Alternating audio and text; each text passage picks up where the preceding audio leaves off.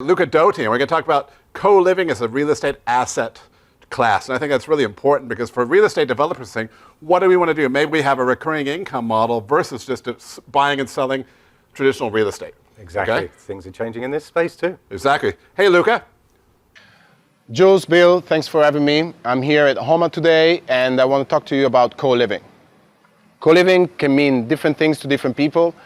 For us, co-living is a residential building designed for long and short-term stays, and it's based on 4 pillars: affordability, community, sustainability, and technology. I'm going to talk to you about each of these today, and then I'm going to tell you about the business model behind HOMA. HOMA is a network of co-living in Thailand. This is the first one in Phuket Town, right next to Bangkok Hospital. And it needs to be affordable to the people that live around here. So doctors, nurses, international school teachers, people working at Central Shopping Mall. And that means about 50,000 baht of disposable income per month. And this can be a single guy, it can be a small family. We have apartments ranging from studios all the way to 3-bedroom apartments, and all with a kitchenette. So they're really accommodating whether you want to stay for a week or you want to stay for a year. The best thing about it is we're not just renting 4 walls, but these are serviced apartments. So that means that they come with all the services that somebody may need, from weekly housekeeping to maintenance. We offer free drinking water, unlimited to all people, and we also running community programming. So movie nights, workshops, all sorts of events that will make sure that people connect to each other, and this will really become like a small neighborhood. The sustainability part is another key feature for us. We design these greenfield projects. So from scratch, we really look at all the different features that could make this place energy, water efficient, and just a more sustainable project. We've been working closely with US Green Council. We're going to be LEED certified. We've been working closely with the IFC World Bank. This is going to be the first EDGE Advanced certified building in Thailand. Apart from certification, is a better place for living. That means that we have special glazing that reflects sunlight, so that doesn't heat up the rooms when you live in. All the kitchen and appliances are inverters, so they consume 30% less, so your bill will be simply lower and you save on cost. We recycled all the water that we can, so rainwater system recycling, grey water recycling, and we use that to irrigate all this beautiful garden.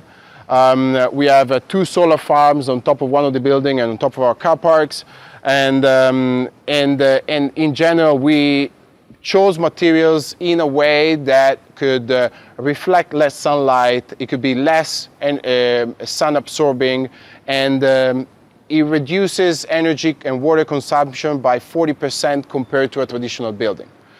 The last pillar is technology. So how do we drive community? How do we make sure that we actually efficient also from a resource perspective internally, and what technology is a big part of it. So we develop our own app where the people can use to connect with the management in case they need anything. So it's a very functional app, but it's also an app that acts like a concierge that will keep everybody up to date on what's happening in the building, whether it's a movie night, whether it's a yoga class, whether it's a talk from one of the artists of Phuket Town.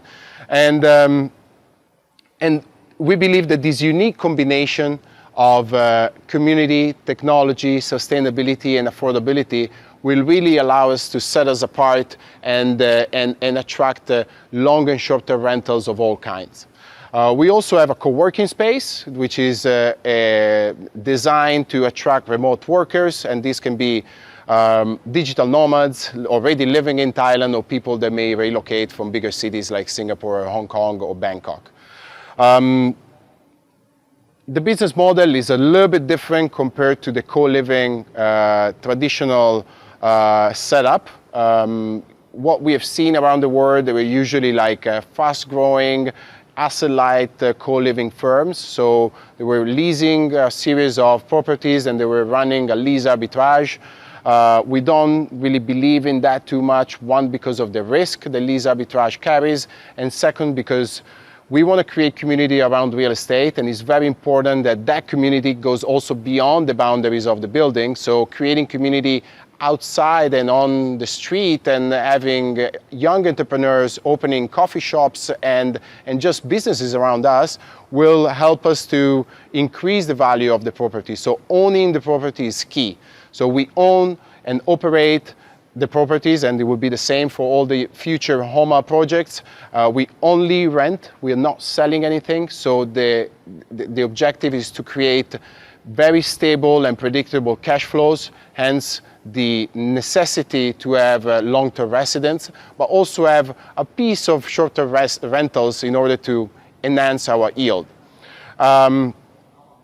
Game plan is really to create a network of residential projects that will redefine the rental experience and build scale that will allow us to, go probably also outside of Thailand and in other countries of Southeast Asia, and change the perception of people that they have with housing, and make sure that anybody can afford somebody that feels like home. Hopefully you enjoyed this session on co-living. Thanks a lot again for having me. Jules, Bill, I'll see you soon. Bye-bye.